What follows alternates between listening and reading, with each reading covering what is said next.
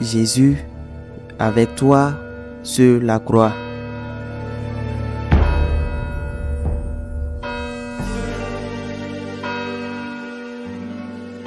Six jours avant la Pâque, Jésus vint à Béthanie où habitait Lazare, qu'il avait réveillé d'entre les morts. On donna un repas en l'honneur de Jésus. Marthe faisait le service.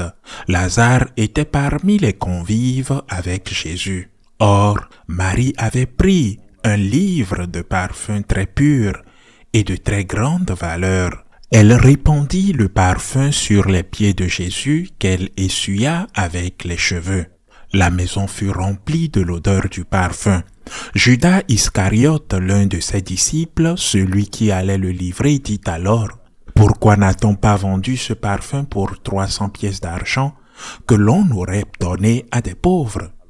Il parlait ainsi non par souci des pauvres, mais parce que c'était un voleur. Comme il tenait la bourse commune, il prenait ce que l'on y mettait. Jésus lui dit: « Laisse-la observer cet usage en vue du jour de mon ensevelissement. Des pauvres, vous en aurez toujours avec vous, mais moi, vous ne m'aurez pas toujours. » Or, une grande foule de Juifs apprit que Jésus était là, et ils arrivaient non seulement à cause de Jésus, mais aussi pour voir ce Lazare qu'il avait réveillé d'entre les morts.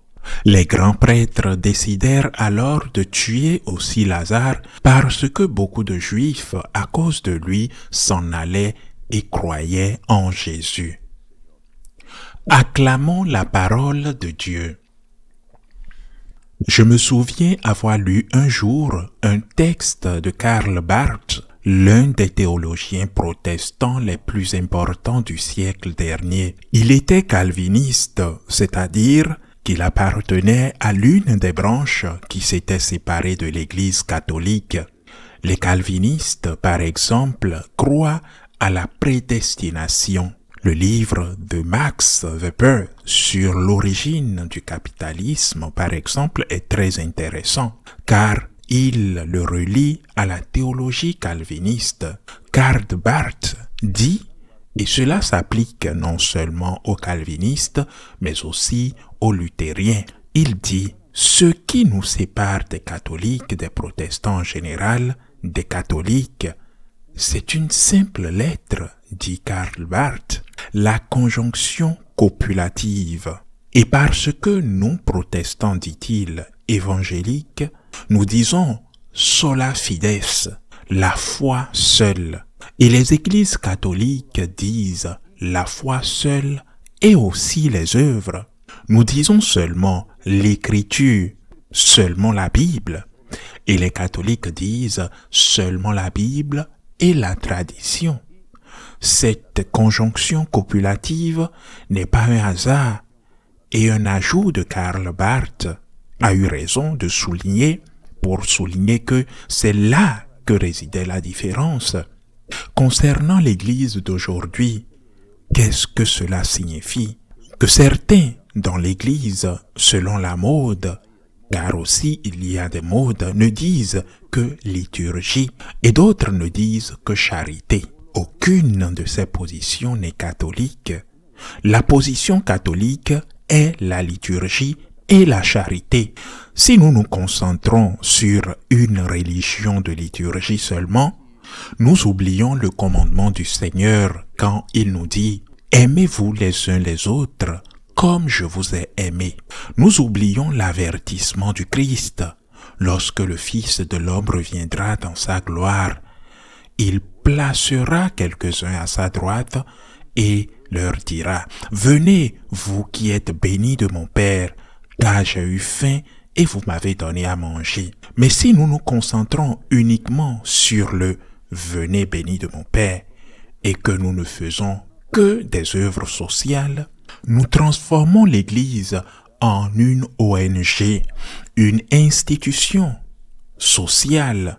On ne parle plus de Dieu, on parle des pauvres, ou pour le dire autrement, on parle d'argent, parce qu'il faut demander de l'aide. Et peut-être dans cette situation où beaucoup d'argent vient, où beaucoup d'aide vient, il restera quelque chose entre les dents, comme le dit le dicton, ou quelque chose dans la poche de celui qui demande. Liturgie, prière et œuvre. Sans œuvre, l'amour n'est pas vrai. Mais sans prière, comment allons-nous aimer celui que nous sommes censés servir plus tard dans les pauvres? Quand vous regardez la vie des saints, vous voyez toujours cet équilibre. Vous voyez toujours cet équilibre, prière, charité.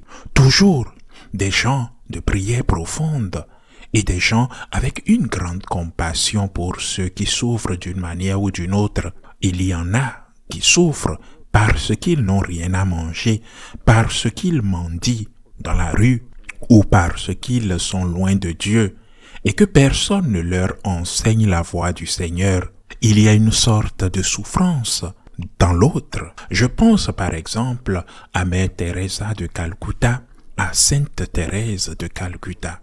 Prière très profonde. Elle demande à ses religieuses 2 heures de prière quotidienne et un dévouement absolu aux personnes dans le besoin. Mais il y a autre chose dans cet évangile. Marie prit un flacon de parfum très cher, véritablement à grand prix. Elle parfuma les pieds du Seigneur et elle essuya le pied avec ses cheveux. Elle essuya le pied de Jésus avec ses cheveux. Et la maison fut remplie de l'odeur du parfum. L'évangéliste parle du parfum du nard, qui est également très très fort. Mais ce texte a toujours été interprété comme un autre type de parfum, le parfum de l'amour. Se pourrait-il que la clé de tout soit là, dans l'amour de Jésus? L'amour donné à Jésus, c'est l'amour d'un cœur qui s'est aimé. L'amour donné à Jésus, c'est l'amour de quelqu'un qui s'est pardonné. C'est dans cet amour que l'on trouve la source, la force, la motivation pour aller à la messe quotidiennement, pour adorer le Saint-Sacrement, pour confesser ses péchés. C'est dans cet amour que l'on trouve la force de faire l'aumône, d'être là pour ceux qui souffrent, de porter sa croix chaque jour. S'il n'y a pas d'amour, je ne suis rien, dit merveilleusement Saint Paul dans la lettre aux Corinthiens. Si je n'ai pas l'amour, je ne suis rien. Je pourrais donner, dit Saint Paul, je pourrais donner mon corps aux flammes. S'il n'y a pas l'amour, je ne suis rien. Cela ne sert à rien. L'amour qui naît de l'amour, parce que Dieu nous a aimés le premier. L'amour comme réponse à l'amour de Dieu est ce qui nous conduit à nous agenouiller devant le tabernacle, à être humble de cœur, à être compatissant envers les pauvres sans prière.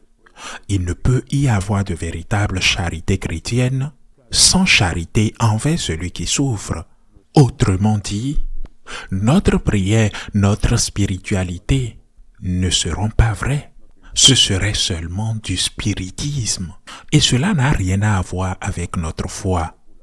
Rappelez-vous la conjonction copulative. Et devant le tabernacle et devant les pauvres, nous n'avons pas le choix. Nous n'avons pas choisi l'un ou l'autre, car le Seigneur a fait les deux. Prier devant le Père et nous servir, nous les pauvres pécheurs. Ainsi soit-il.